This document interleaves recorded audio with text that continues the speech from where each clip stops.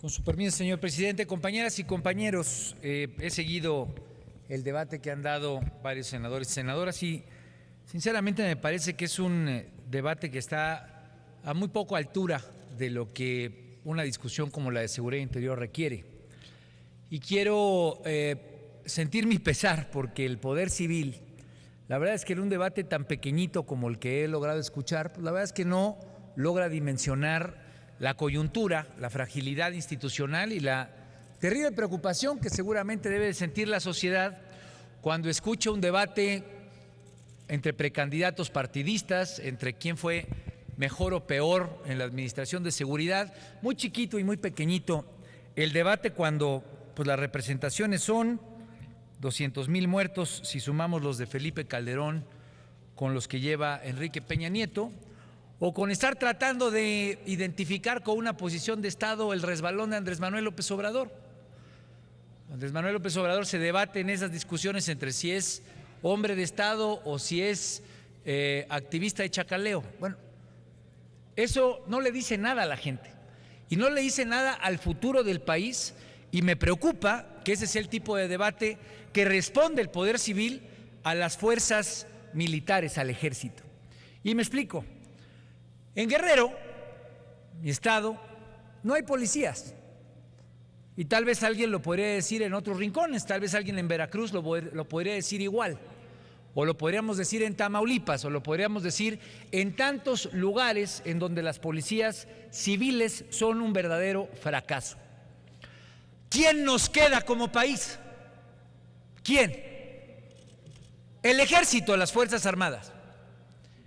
Es el Ejército al que le hemos pedido que esté ahí presente. Es el Ejército, y hablo porque he hablado con los guerrerenses, quien les da la mínima sensación de que su fragilidad y su vulnerabilidad tiene por lo menos a alguien del Estado ahí presente. ¿Esto es falso? No. Pregúntenselo a cualquiera en su estado, ahí donde están los militares hoy. ¿Esto significa que por esa presencia no haya violaciones a los derechos humanos? Obviamente que las hay, están documentadas. Entonces, poner un planteamiento de blanco y negro frente a una discusión que tendría que ser del Estado mexicano y ridiculizarlo a ver qué es lo que opinó Andrés Manuel o qué es lo que opinó Felipe Calderón, pues la verdad es que es muy chiquito, compañeros y compañeras.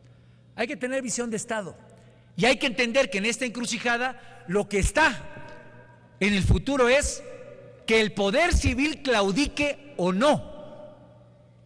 Que el poder civil tenga la capacidad de decir, hemos perdido la oportunidad de darle seguridad a la gente o no.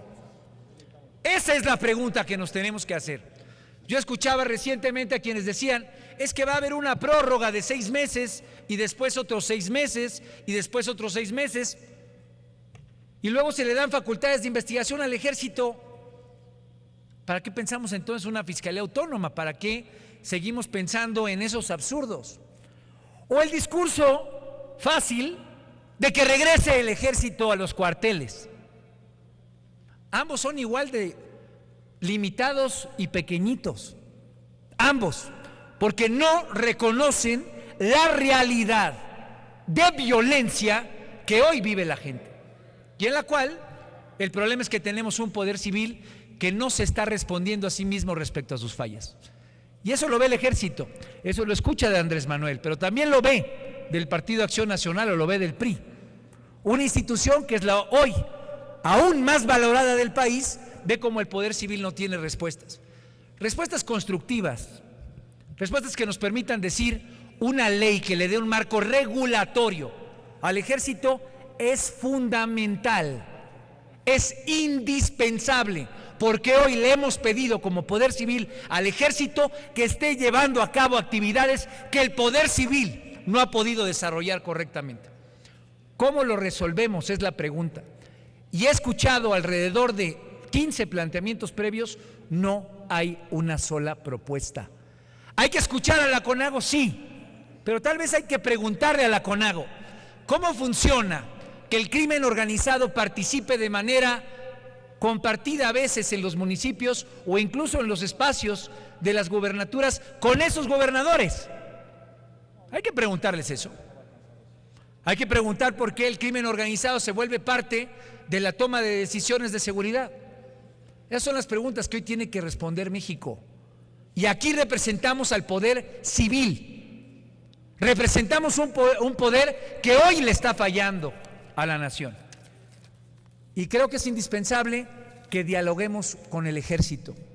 No el discurso fácil de que vuelva el ejército a los cuarteles, ni tampoco el discurso absurdo de pensar que una ley que le dé todas las capacidades al ejército sea lo que va a resolver el colapso que hoy tiene el poder civil en el país. Es cuanto, señor presidente. Gracias, senador Armando Ríos Pite. Tiene uso de la palabra.